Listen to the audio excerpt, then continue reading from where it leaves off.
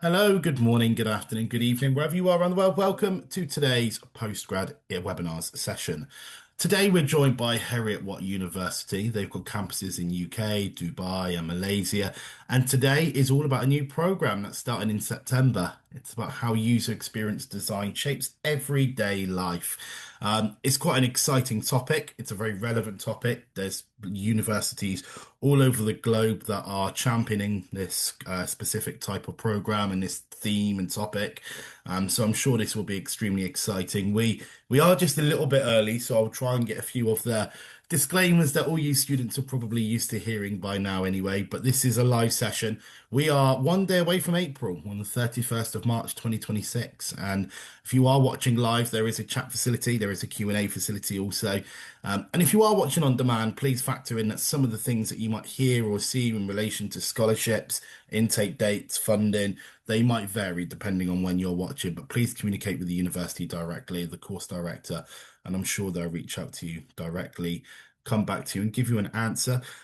Please say hi where you're from in the chat. Please feel free to ask any questions. We have got an admissions expert in the background answering any questions that might come in relation to funding, scholarships, accommodation, anything else that you might have questions about. At this moment in time, I'd like you to hand over to Johnny Dutra. He is one of the academic leads. Over to you, Johnny. I'll be back for the Q&A at the end.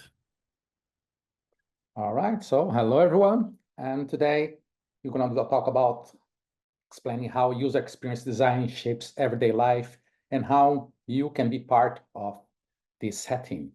So the agenda today is more about doing introduction for those who are looking for shifting careers or maybe heard about it, but want to understand more what actually user experience or UX means. And then we're going to talk about as a discipline in terms of research and content and environment of industry setting. And then in the end, how we'll be leading in the future setting of creative industries. So the first, I want to talk about myself. I'm a Dr. Johnny Dutra. I'm an international academic. I've been working in different countries, and I can say the United Kingdom is the most professional educational setting I had experience to. And especially in Scotland is a very welcome environment. So I think everybody who's going to move to Scotland or already here, you have a very good experience. And for instance, I lived in the most beautiful cities in the planet, and I don't see myself moving out from Scotland in a welcome environment, especially the university. I think the university in Scotland is very creativity and very welcoming setting. So you'll be in a good hands if you decide to come to Heriot-Watt University. So when you think about user experience is about how people interacting with services in general. But of course, it's more about in the technology setting. But when you think about UX design is about everything you're experiencing every day. So anytime you go for a parking ticket or you buy a train ticket, and when you interact with systems, you are dealing already with UX design without knowing. And you see this in every part of your life in a more mundane way. I really like this picture I'm seeing here because this is exactly what summarizes UX. Sometimes you plan a service, but you see that the users actually use that in a different way. So they have different motivation, they have different behaviors, they have different feelings, which guide your experience for the services or anything that plan to. And that's why you need someone to actually understanding where the users are going and what they need to. And that is user experience design before even this term was coined. So look, this image here, I love this image as well. So it's about you having a very easy and good experience. For instance, when you see these lift buttons, you can see very confusing, and on your right, you can see that it's very clear. So it's the same service, but clear on the right, you have a better user experience. So it's about people using services without friction and really easy to understand. So that's why you need user experience designs. But of course, when you think about user experience design, you normally talk more about technological settings. So, and for understanding this, you normally study about human behavior, so understand what they need, so how people are going to use it, and then creating experience that's easy for people to navigate and achieve what they want. In the end, it's about delivering what people need in the best way possible. And of course, you think about this in everything you use every day. So you're using apps every day. And then this is also a very strong, more tangible example about UX design that you have in our pockets. But it could be websites, could be transport systems, could be government websites when you need to find information, when you need to give data and getting feedback. So any kind of digital service is about how people are using. And when using a service that's very complicated, people start to losing trust, and then you have a very bad customer experience. So and this involve also how people understand information, so they need to know where they are, where they need to go, so how confident they can navigate. And seems easy, but it's not. Sometimes you see, for instance, services that you need to click, and then you click, and then you click, and then you click, and you never go there. And then that's a very bad UX. It's about, okay, what you want and how you can get that for you using your own language in terms of semantic feelings. So the good design is about reduction friction. When you have a poor design, you actually spoil the whole experience. You can have the most amazing service, but if it's difficult to use, people are not going to use it. And you might have the most beautiful website, but also if the navigation is complicated, you're going to lose interesting. So UX about having very good interface, of course, the user interface, but it's about how it works, how it is to use. And this is essential because more and more you get more digital services that is replacing analog ones. But of course, when you think about UX, it's about anything you can see it. Could be the navigation, could be the interaction flow, the loops people do it, the decision-making points to do it. So, and then to actually deliver what people want in the service.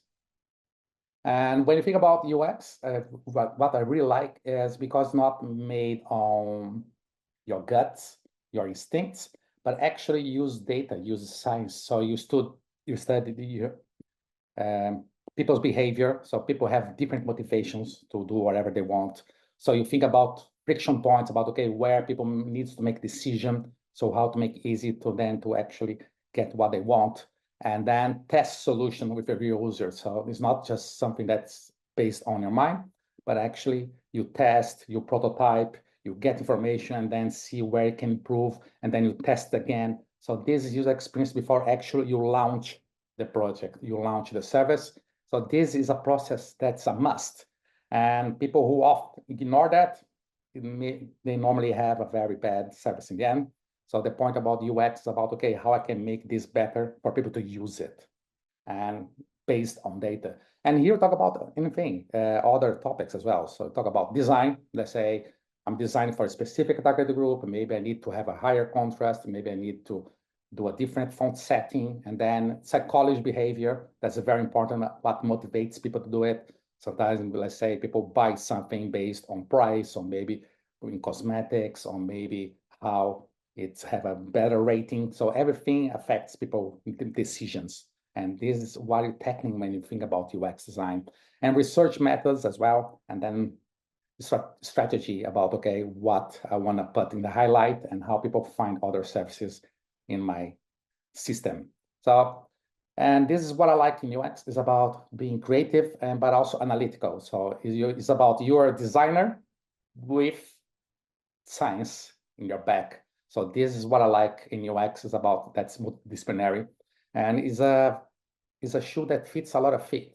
So it depends on your career. You might be more working the interface design, or you want to go more in the back end. So these different disciplines fits inside this role, which I think is one of the most, how can I put it? Democratic fields of study. So it's not about say this, I'm going to use technology just because. Let's say, yes, I want to do environment, and then I need to use VR for that. And then the UX design, you'll be like this, okay, why you need to use VR? So is there a reason for that? So how is the technology? People going to carry the gadgets? So maybe a simple app might do the job. So it's not about using technology just because, but like, okay, what actually people want? So how they're going to use it? So they're going to carry that in their pockets, or they're going to use it at home. Or maybe, yes, in this case, makes sense to use VR, or no, in this case, makes sense to use AR, or in this case, makes sense to just use a normal setting. So that's what's the magic behind user experience, is about understanding what people want, and then actually deliver what is going to make sense more to the target group. And this, again, this is what I love in this case. So, and how people do it when you think about UX environment. So you think about interviews, you do observations. Sometimes you see how people behave in certain type of service, and then you start making annotations. And then you do usability testing, okay, do this, and then you're collecting what's the friction points of what people misguided. Sometimes you design an icon and people don't understand it, or maybe people have different meanings. And then you have cultural settings as well, affects how people use it. So who is your target group, what age they are, so what kind of device they use, what kind of services they want. And then this is how you start to shape and then make more tailored for your target audience. So it's not based on assumptions, but actually in evidence. And this is a crucial part even for those who wants to afterwards follow for a PhD. And then this kind of content helps you to actually dealing with humans, which are very complex matter. So, and when you think about the journey map as well, so we think about, okay, what's the first interaction, where they want to go, what the sequence of tasks people do want to do it, there's a moment that there was a confusion, sometimes even changing the right word makes the whole difference. And then this kind of details is what makes the experiencing more elevated and more elegant and actually more agile. So, and then you think about prototyping, that is a crucial part in any UX environment. So you have a solution and then you test, you create a prototype, and then you test, and then you see how people are interacting, simulating that, and then explore design alternatives. Sometimes you can do A/B tests and then different models, and then you testing different parts. Let's say I want to test this color, I want to test this kind of map, I want to test this kind of information. Maybe you'll be long text or small text. It makes sense to use video in this case. It makes sense to use audio or not. It makes sense to use dark mode or not. And then this is part of the prototyping. And then in the end, you have actually a strong product to actually put in the public, because money does not go in the tree. So it's about you sometimes slowing down to speed up later. So is what UX is make crucial and makes more bulletproof any concept, any service you design. And the prototyping is the magic what happens. Sometimes even like simple prototype is already give you a lot of information. And this is something that UX goes a lot about ideation and testing and prototyping, ideation again, testing, and then prototyping again. And then you go in the circle until you find a very good threshold of success. And that is what you make a very strong product or very, very strong services. And what I like UX design is because it's about everything. So it's not about, so just talk about technology, Johnny. Like, no, I'm talking about any kind of service. So when you book a doctor appointment, when you go to the government and you need to fill a form, when you actually purchasing something, and then this is where UX goes. So it's basically, it fits all kind of industry, because it doesn't matter what kind of product you have, you need to give to the target groups, you need to give to the audience, and it needs to be easy to use. Again, as I mentioned before, you might have the best service in the planet, but if it's confusing and not clear, you lost the opportunity. So whatever fields they have, they always gonna need someone to actually design that. And I'm not talking about cosmetics. Cosmetics are a very important part. User interface is part of UX, but it's about how it works and needs to work pristine, needs to work paramount. It's like, needs to be very effective, and all the sectors they have. So a very good company is always going to hire a UX designer to actually dealing with the target group and understanding what people want, and actually understanding user interviews, and actually understanding the dynamics about the industry and the target groups. So that's why I believe that UX is beautiful in a way that it fits a lot of different fields. So it doesn't matter the field you want to work, they always going to need someone to actually design it. And people who put the money on that is where they success.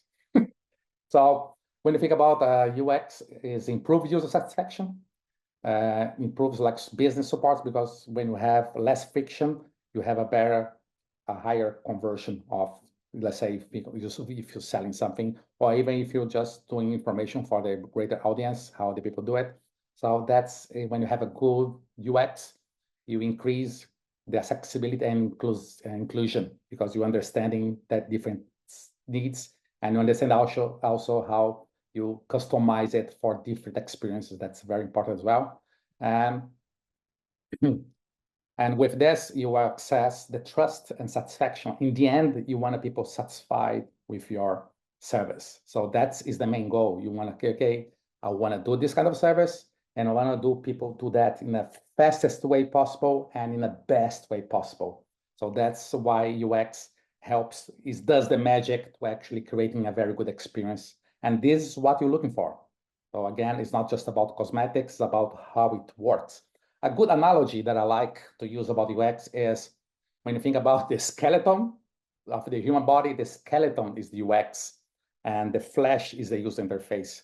So you need the bones to move, otherwise you'll be just something beautiful that does not work. So, and you see that also in other types of environments. Of course, in these slides, I show more mobile devices because it's the most popular one, because it's in our pocket all the time. But even those who here play video games, for instance, you have the navigation, that's UX. The game is one thing, the game mechanics is another thing, but the way you go to the settings, the way you go for your abilities or your skills inside the game, how you navigate it, that's UX. It's about understanding how it goes. And even our environment, like immersive environments such as augmented reality or virtual reality, again, you need a UX designer to actually navigate, okay, how can I go from here to there? So if I'm here, how can I go back? Or how can I just changing the setting? How can I move to the previous page? And I see a lot of people failing on that. Sometimes when I play with immersive reality, I see that sometimes the navigation could be improved in a way that sometimes small details makes the whole difference, and you make the user in charge of the decisions. And this is why UX is very important for any kind of digital service or digital environment, but also in the physical ones. So when you talk about wayfinding the cities, so when you think about UX professional, it's about you understanding product strategy, service design, and innovation, and actually how you transform services in a better way. So, and this is how you will affect both design and decisions behind that, based on data, based on information you just collect, and then, okay, this is what people want. You might think that people want this, but when I did the search, when I did the testings, people want that. And this is where you should shift on. So that's why UX is guiding the way. Sometimes you plan different services and then you see, okay, this is the most popular, and this actually 80% of people just want this. So let's focus on that and still leaving the other ones available, but this is what people want, and this will be the priority. So that's why UX also helps business decision, and that's why it's so beautiful.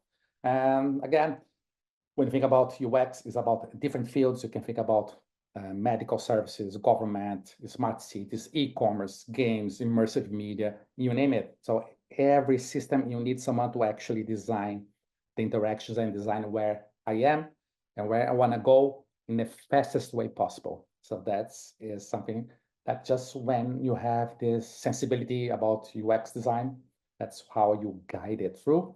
And what I like a lot of things in UX, but but when you think about UX, what I like is a field that fits different backgrounds. You can have designers who actually, okay, I really like to work in the front end. I really want to work in the user interface, but of course, understand the mechanics, still understand how it works. Or maybe I want to work in the background, in the back end, and then work more in the technology. But again, I need to understand how it works to go. And then also researchers, then you have people who actually you feel more into about user testings, interviewing, understanding human behavior, and strategy business. And then that's, I think, is one of the most multidisciplinary fields you can have it, because you need different pieces in a bigger environment. And that's where it fits. Even nowadays, when you think about AI, you have a lot of automatic tools that does everything, and sometimes it does not have a soul. So when you have a human to understand what actually people want, and then you can tailor and shift, and then you're gonna have a more meaningful service to the audience. And with this in mind as our UX program, which We are very proud. It's going to be launched in September. So we're still running applications. And then there is more understanding how people human-centered design. So understanding the human, that is keyword. But of course, I always think about how you can innovate services, think about researching, and then actually dealing with real-world challenge. It's not just abstract, it's actually based in reality, based in the industry. And then you have briefs, and that makes sense. And then you try different solutions, try to think in a different way and deliver innovative services.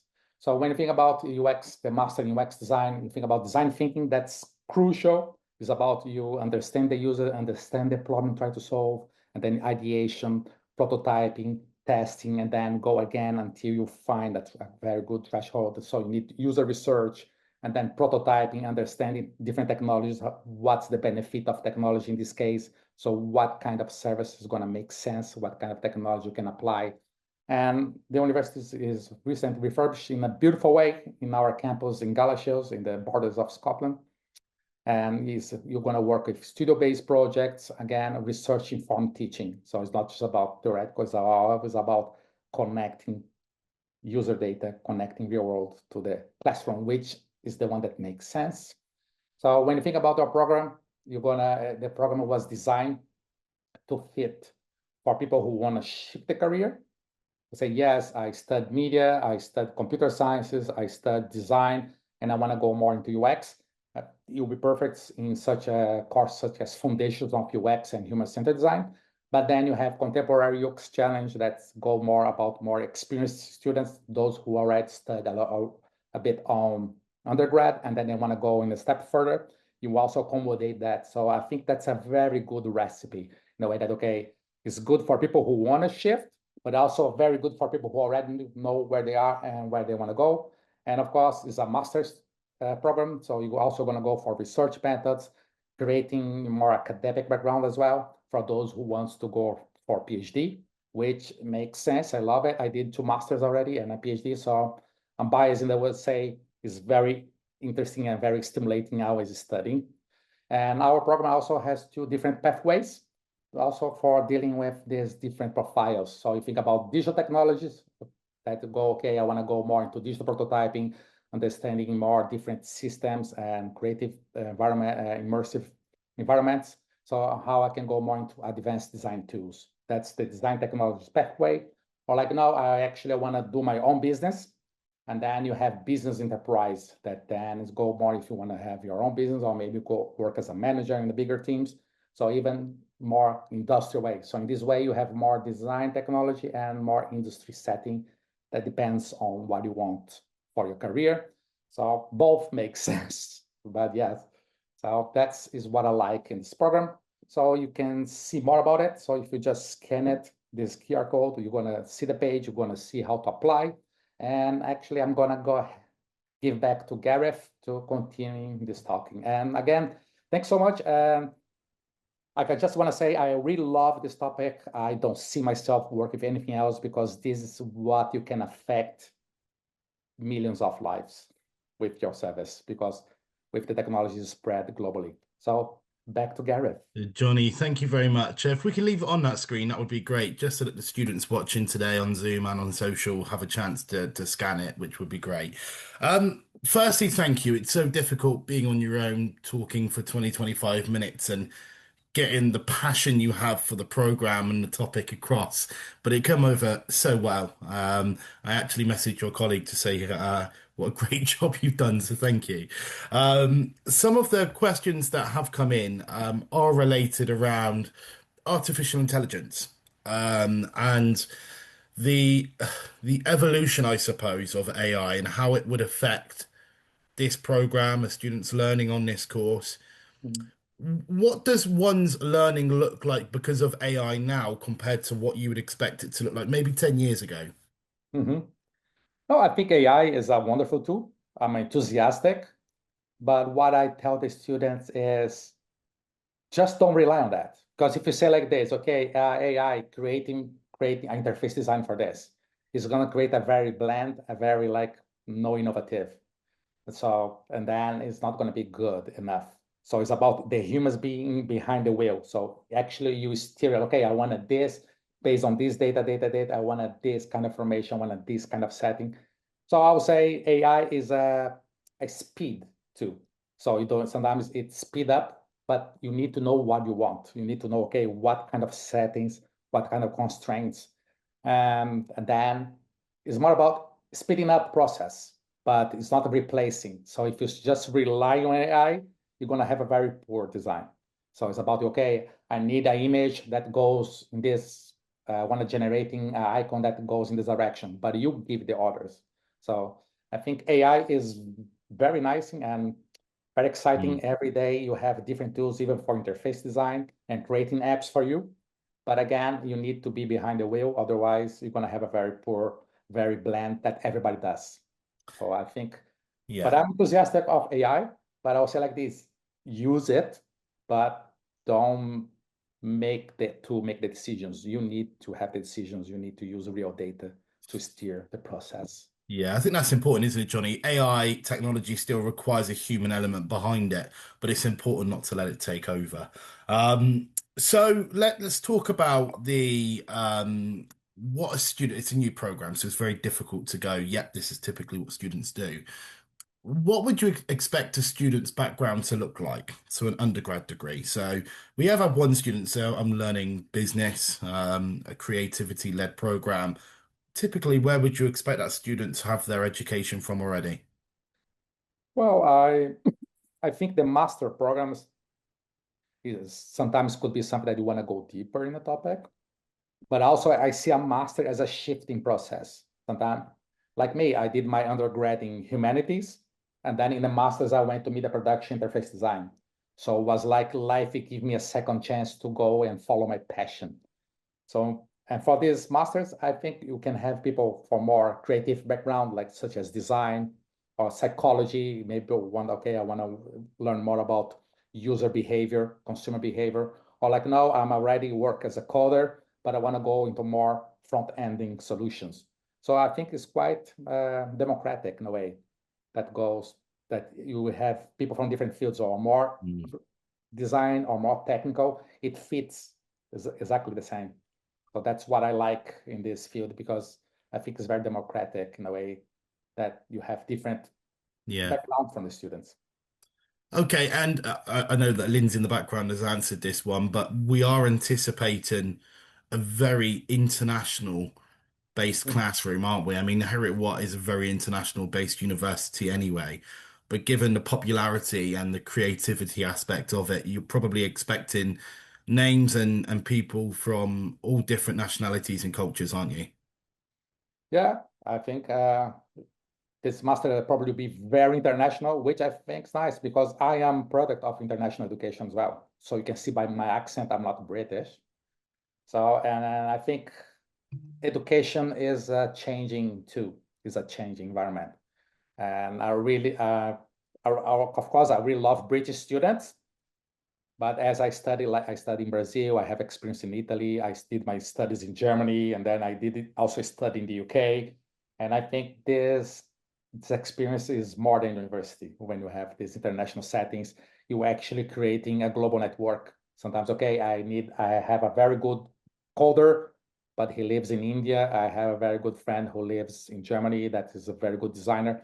And I think when you have international settings, is help you to creating a global network that sometimes during the program you're going to have different abilities that's going to be more enhanced, and then in some point when you need a project you're going to remember, oh, that person was very good in coding, so I'm going to call him for this project. So I think that's the beauty in work in a international environment. Excellent. One of the questions, it's a great question that's come in as well, is I'm a very creative thinker, but analytically, I'm not there yet. So coding wise and perhaps in the background, all this kind of stuff that, we're looking at now, and it seems as though you need to have great creativity skills matched with analytical aspects that they might not have. What would you say to that student? That's a good example about AI. For instance, you can just do yourself a work in your front end, work in the interface, how it works. And then you have the AI tools that actually do the coding for you. So sometimes that's that's what I mentioned, that sometimes AI works in your favor. So you just take care about what's important, and then what's automatically it helps. But for this program, it's not about coding. It's about you Yeah. creating the screens where people will interact. So of course, that's when I mentioned, when you have computer science, then you might have advantage because they understand the coding and then they know what would be Yeah. faster. But you're not requiring coding for this program. And job opportunities post graduation. Like I said, it's always hard with a new program because, it could literally in a few years change, couldn't it, to something that students might not anticipate. But typically, what would you expect a graduate to go on and do post graduation? Yes, you can. It's a very growing field because UX have been here forever. It's Yeah. just now they use this name. Sometimes, oh, you need a web designer, you need an interface designer, and now you use UX designer. But in the end, it's the same thing. It's about you designing screens that people want to work. So when you think about technology, it's always a fast pacing, but the core elements are always there. Let's say now you have wearables.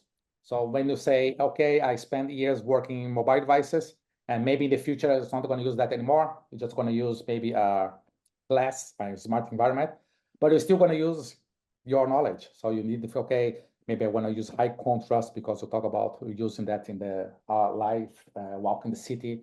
So you need a very good color theory behind it. You need to work with how can I using less steps to get what I want. So this information is also going to be there.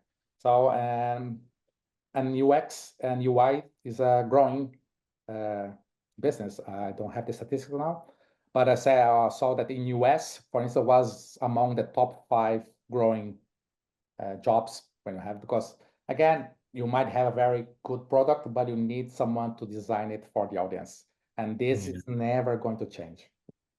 Yeah, and obviously they were jobs that 25 years ago never existed either, like you mentioned. So it's quite an exciting time.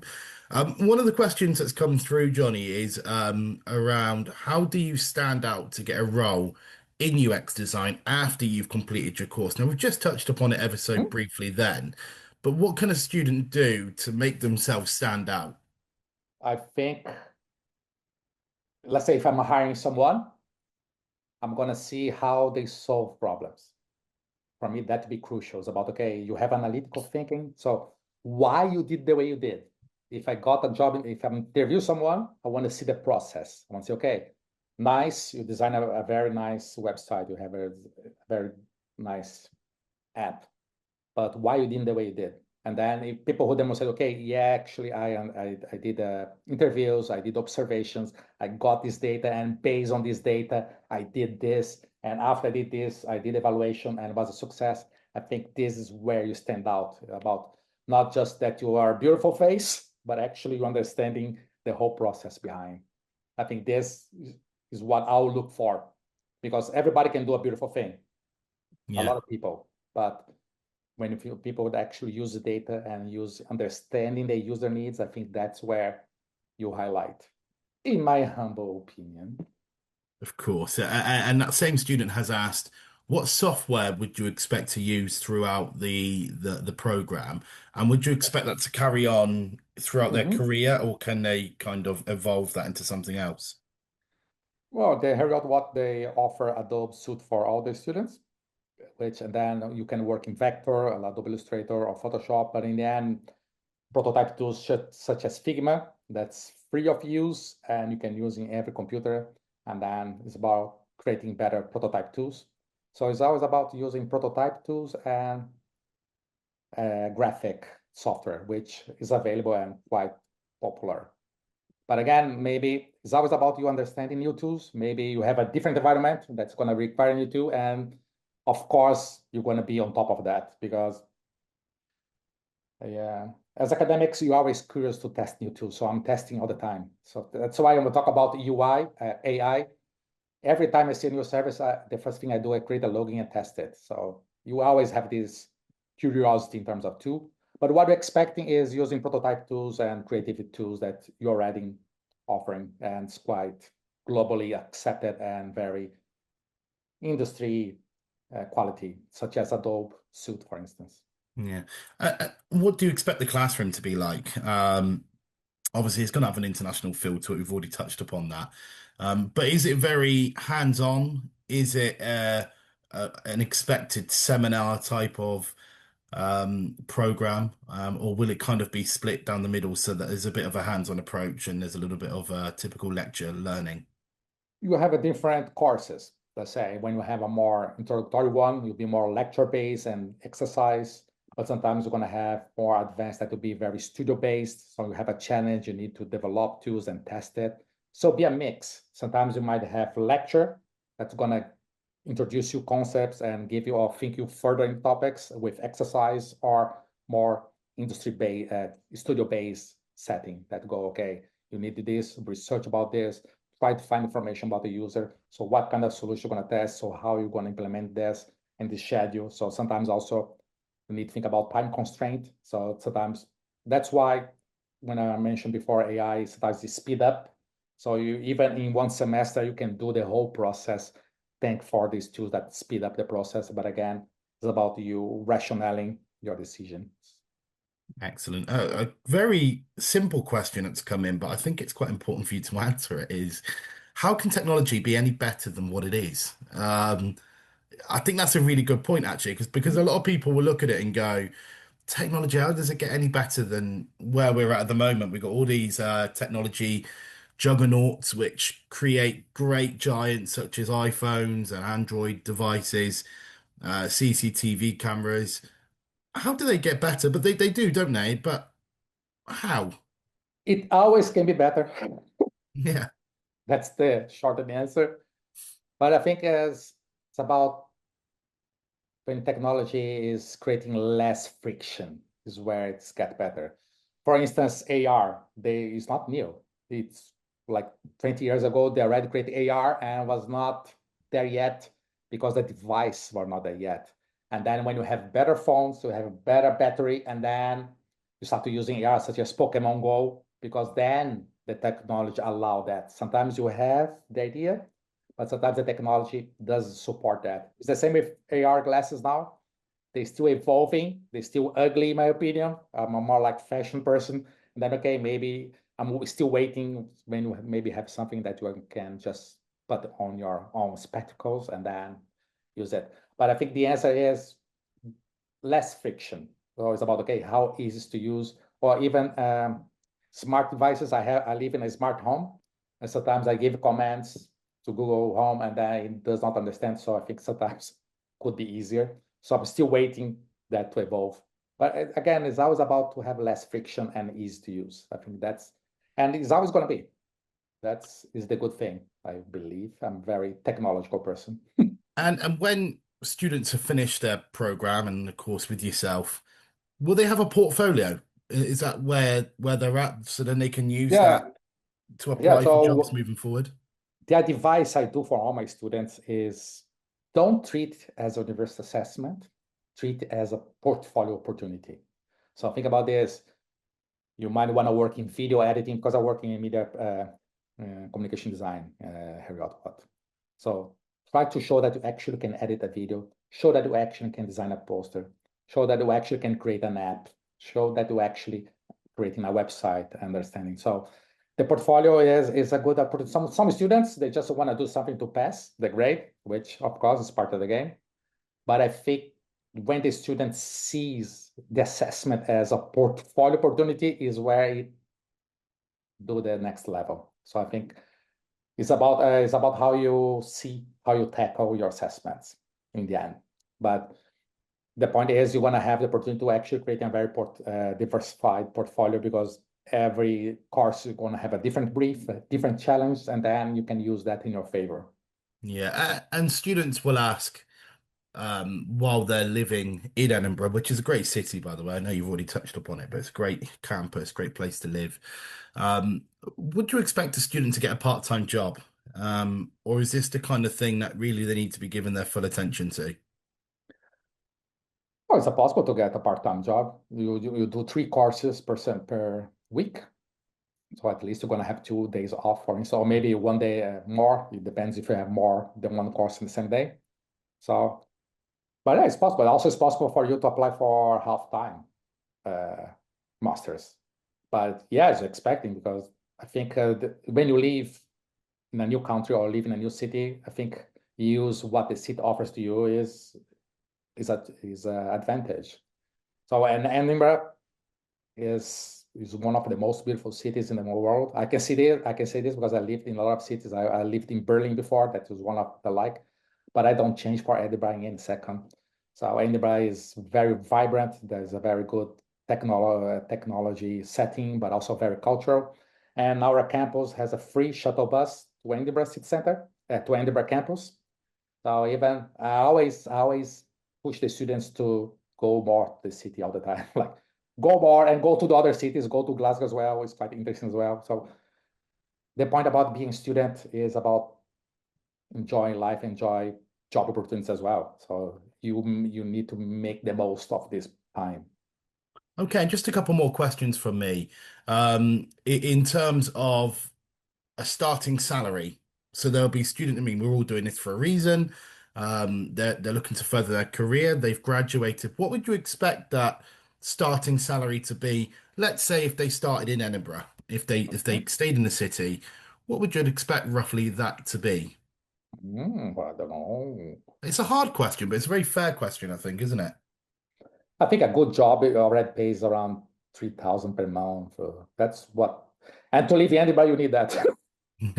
I, Anybody's, I suppose it varies where you are, doesn't it? Obviously, if you go and take your education and your course program to other campuses or to other areas of the world, then yeah, it'll be yeah, I think also depends on your experience.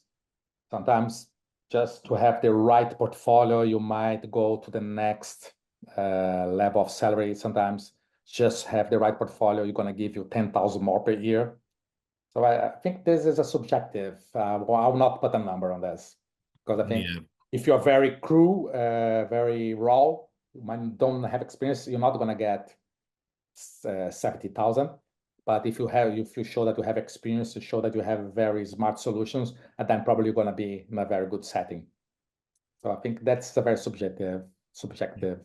That's hard to answer. Yeah, and of course, while this program will be roughly an hour away from Edinburgh, it's about an hour away from Edinburgh, isn't it?